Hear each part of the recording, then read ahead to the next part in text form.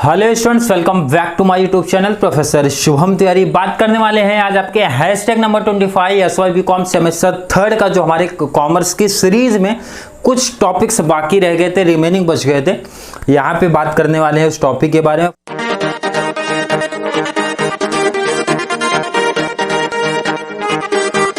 First important information ध्यान से सुन लो, समझ लो कॉन्सेप्ट, नहीं तो बहुत सारे स्टूडेंट को प्रॉब्लम क्रिएट होने वाली है। सर ये कैसे हैशटैग्स मिल रहा है प्लेलिस्ट में, काफी कंफ्यूजन क्रिएट हो रही है। तो बात सुनेंगे। आपके मॉड्यूल कितने हैं सर? 4 मॉड्यूल है। हर एक मॉड्यूल में 3 सब पार्ट्स है। तो तीनों सब पार्ट्स मैंने नहीं कराया था क्योंकि मुझे पता था अगर मैं तीनों सब पार्ट्स आपको करा के देता हूं तो प्रॉब्लम क्रिएट हो जाएगी। प्रॉब्लम क्या क्रिएट होगी सर? आपका एग्जाम आ गया है, सिलेबस कंप्लीट नहीं होता, तो फिर अच्छी तारीफ आप मेरी करते। इसलिए मैंने पहले से ही क्या किया कि हर एक मॉड्यूल का 2 सब पार्ट पिक किया एंड 2 सब पार्ट के हर एक क्वेश्चन आपके करा के दिया हूं एंड इंपॉर्टेंट क्वेश्चंस भी देके रख दिया हूं, इसीलिए पहले ही कि इंपॉर्टेंट क्वेश्चंस के बेस पे आप प्रिपरेशन करना चालू कर दो।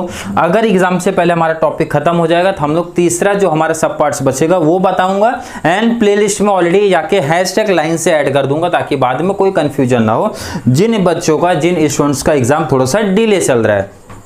ठीक है, तो कोई कंफ्यूजन ना क्रिएट हो, इसलिए ध्यान रखना कि अगर ये बात करूं डिपार्टमेंटेशन मॉड्यूल 3 का इंपॉर्टेंट क्वेश्चन है, क्योंकि ये सबसे इंपॉर्टेंट बोलूंगा मैं, क्योंकि इसमें 3 ही क्वेश्चन है। 3 में से 2 क्वेश्चन तो बहुत इंपॉर्टेंट है, जिसमें से पहला तो हमारा यही और बहुत इजी क्योंकि बहुत सारे बच्चे पढ़ के ही लिख दिए होंगे, मतलब पढ़ के कॉन्सेप्ट समझ गए होंगे। ये वैसे तो समझाने लायक जैसा कॉन्सेप्ट मुझे नहीं लग रहा है कि बहुत ज्यादा कुछ हार्ड लेवल का है। ठीक है, second flat and tall organization का जो आता है वो कॉन्सेप्ट बहुत इंपॉर्टेंट है। इस टॉपिक से, इस मॉड्यूल से, इस सब पार्ट का इंपॉर्टेंट बोलूंगा मैं। एक क्वेश्चन पिक करेंगे यहां से, ध्यान से अच्छे तरीके से प्रैक्टिस कर लेना। Departmentation and flat and tall organisation वाली कहानी पढ़ लेना थोड़ी सी। 2 इंपॉर्टेंट, दोनों कंटिन्यू प्रोवाइड करा दूंगा। अच्छे से तैयारी करके आना। 2 में से क्वेश्चन तो कंपलसरी वहां पे आपके एग्जाम में आने वाला है, प्रिपरेशन करके रखना। बात करेंगे डिपार्टमेंटेशन क्या है सर? डिपार्टमेंटेशन क्या, तो ध्यान से सुनो। कोई जैसे सिंपल सा एग्जांपल आप समझ लो। कॉलेज आपका होता है, बिल्कुल सर, हाँ कॉलेज होता है। कॉलेज में एक सर हमारे होते हैं मालिक में होते हैं ओनर, जो कभी आते ही नहीं है। उनके नीचे आते सर हमारे प्रिंसिपल रहते हैं, जिनके अंडर में वो पूरा कॉलेज दिया गया रहता है, मतलब एक तरीके से पूरा डील वही करते हैं।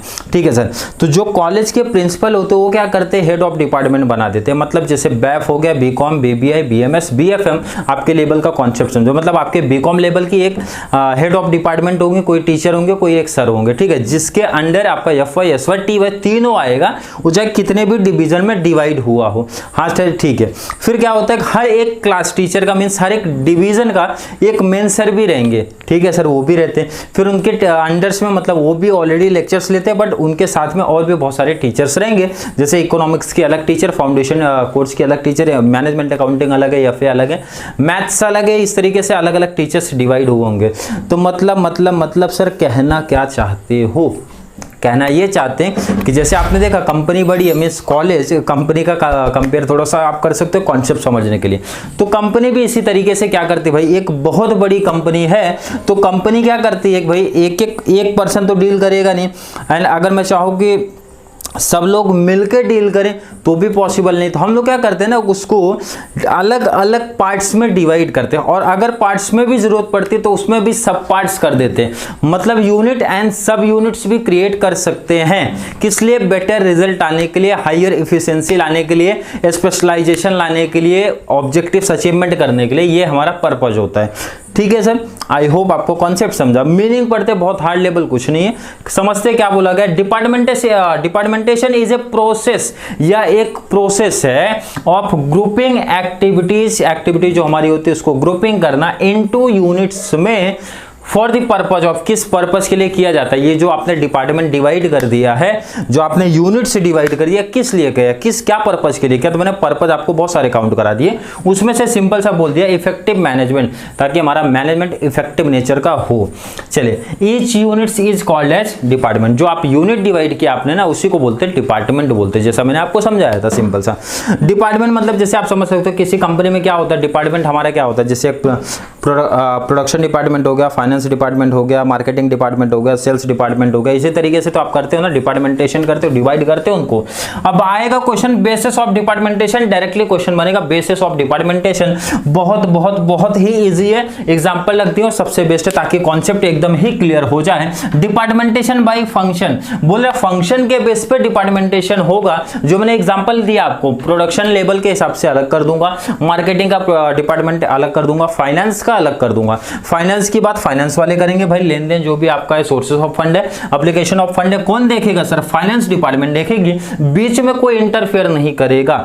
तो वो क्या करेंगे, फाइनेंस की चीजें अच्छी तरीके से डील कर लेंगे। बिल्कुल सर, स्पेशलाइजेशन है भाई, एक्सपर्ट हैं, तो फाइनेंस में बैठेगा कौन सर? जिन्होंने अपनी डिग्री, जिनकी skill, ability, capacity, qualification, knowledge कौन से फील्ड में हो सर? अकाउंटिंग एंड फाइनेंस में रहेगी, वही करेंगे। मतलब बैफ वाले बच्चे करेंगे, bachelor of accounting and finance. Marketing कौन करेगा सर? जिन्होंने एमकॉम एमबीए मार्केटिंग डिपार्टमेंट से किया होगा वो करेंगे, एक्सपर्ट होंगे ना वो। प्रोडक्शन डिपार्टमेंट कौन करेगा सर? प्रोडक्शन तो हमारे एम्प्लॉयज, लेबर जो भी रहेंगे वो करने वाले हैं। तो आई होप आपको समझा। मतलब सिंपल सा बोले तो फंक्शन के बेस पे हम लोग क्या करेंगे, डिवाइड कर देंगे। क्यों डिवाइड करेंगे, क्या करेंगे, क्या पर्पज है? तो पर्पज तो ऑलरेडी लिख दिया गया है, इफेक्टिव मैनेजमेंट। तो अगर मैं फाइनेंस का काम, फाइनेंस मतलब पैसे का लेन देन एक बंदे को दूंगा तो कॉमन सी बात है ना भाई, कंपनी के लिए तो बेस्ट ऑब्जेक्टिव हो गया। मतलब इफेक्टिव मैनेजमेंट, कोई डिस्टर्बेंस नहीं, कोई प्रॉब्लम नहीं क्रिएट होगी। वो लोग अच्छे से, ऑलरेडी एक्सपर्ट को मैं वहां पे हायर किया हूं, तो कॉमन सी बात है बेटर रिजल्ट क्रिएट करके देंगे वहां पे। कोई डाउट नहीं सर। डिपार्टमेंटेशन बाय एरिया, तो एरिया के हिसाब से डिवाइड कर दिया गया है। होता है बहुत जगह पे देखा रहेगा, चाहे मार्केटिंग डिपार्टमेंट की बात कर लो, बैंकिंग की बात कर लो, इंश्योरेंस कंपनी की बात कर लो, कोचिंग क्लासेस की बात कर लो, किसी की बात कर लो। जैसे बड़ी बड़ी जो कोचिंग क्लासेस होती हैं तो वो भी सिंपल समझो ना आप, भाई एक एरिया में है तो एक दो स्टेशन छोड़ के दूसरे एरिया में दिखती है, या फिर बहुत सारे देखा रहेगा आपने, हर स्टेशन पे आपको दिख जाएगा।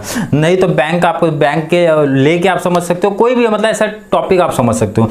तो कंपनी भी ऐसे ही करती ना। कंपनी क्या करती है भाई, जैसे मुंबई एक अलग पार्ट में डिवाइड किया, नई मुंबई अलग पार्ट में डिवाइड किया, बिरार आपका एक अलग लाइन चले गया, थाने के बाहर आप जाओगे दीवा लाइन के साइड, जो बच्चे मुंबई वाले हैं तो ऑलरेडी आपने देखा एरिया डिवाइड किया गया। तो ऐसे कंपनी भी तो डिवाइड करेगी।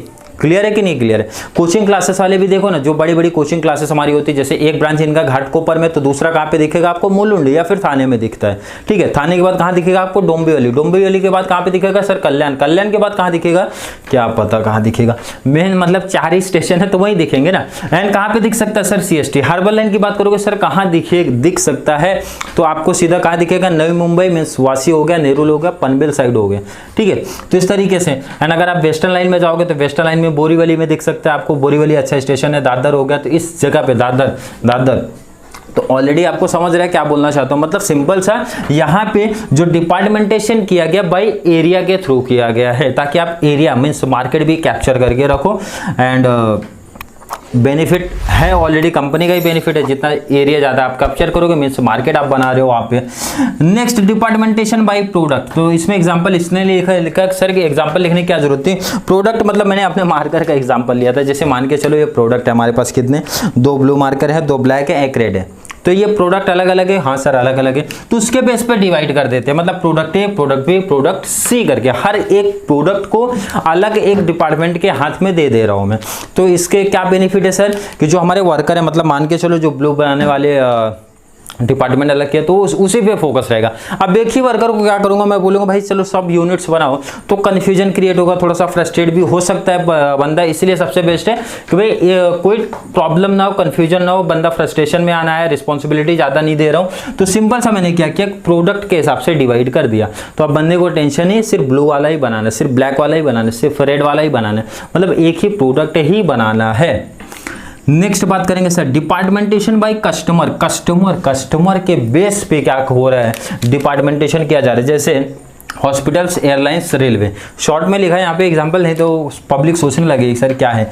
जैसे कोई मान के चलो होटल है, या फिर कोई भी मान के चलो होटल है, होटल से मान के चलो, तो उनके क्या है ना, तो कॉमन सी बात है भाई, अलग अलग लोगों को क्या कर रहे हैं, सर्विस प्रोवाइड कर रहे हैं। मतलब खाना जो भी रहता है, फूड आइटम जो भी रहते हैं वो क्या करते हैं, पार्सल दे रहे, किसको भी, हॉस्पिटल को भी दे रहे हैं भाई, एयरलाइंस को भी दे रहे हैं, रेलवे को भी दे रहे हैं। तो यहाँ पे मतलब क्या अलग अलग कॉमन सी बात है, अलग अलग टाइप्स के कस्टमर है। हॉस्पिटल में अलग टाइप दिखेगा, एयरलाइंस में अलग दिखेंगे, रेलवे के अलग दिखेंगे। मतलब यहाँ पे एक ही चीज है, मीन्स प्रोडक्ट जो आपका फूड आइटम ही है, बट कस्टमर के बेस पे डिपार्टमेंट हमारा क्या हो गया, डिवाइड किया गया है।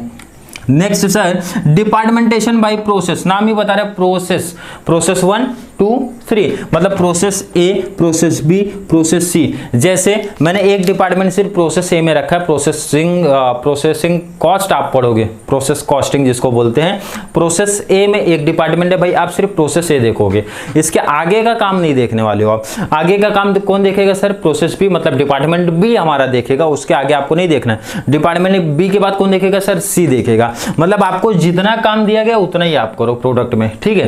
तो ये होता है, इससे क्या रहता है हमारे एम्प्लॉइज को, फिर से वही प्रॉब्लम है, कोई अभी एक ही बंदे को सब काम दे दूंगा तो पॉसिबल है क्या कर पाना, नहीं पॉसिबल है। अब जैसे मुझे ही हर काम करना पड़ता है, आप सबसे बेस्ट एग्जांपल समझ सकते हो, वीडियो शूट किया, कैमरा भी मैं बंद करता हूँ, कैमरा भी मैं चालू करता हूँ, यहाँ से आके वीडियो स्टार्ट किया, हो गई तो उसके बाद मोबाइल में लेना, फिर वीडियो को एडिट करना, फिर नोट्स भी प्रोवाइड करना, फिर अपलोड भी करना, मतलब बहुत सारा काम हो जाता है भाई। तो कॉमन सी बात है, फ्रस्ट्रेशन। अगर यही काम मुझे सिर्फ इतना होता कि आप लेक्चर लो, एडिट करने वाला कोई और है, अपलोड करने वाला कोई है, नोट्स किसी और को गाइड कर दिया वो कर रहे हैं, तो फिर इतना ना आप लोग को प्रॉब्लम होता ना मुझे प्रॉब्लम होता। तो सबसे बेस्ट एग्जाम्पल आप समझ सकते हो, बराबर है कि नहीं। तो मतलब हर एक काम, मेरा काम था क्या, ध्यान से सुनना, मेरा काम वीडियो शूट करके दे दिया, मतलब एक प्रोसेस, मतलब मैं बोल सकता एक काम मेरा कंप्लीट हो गया, अगला काम कौन करेगा, एडिटिंग का काम किसी और पर्सन को देता।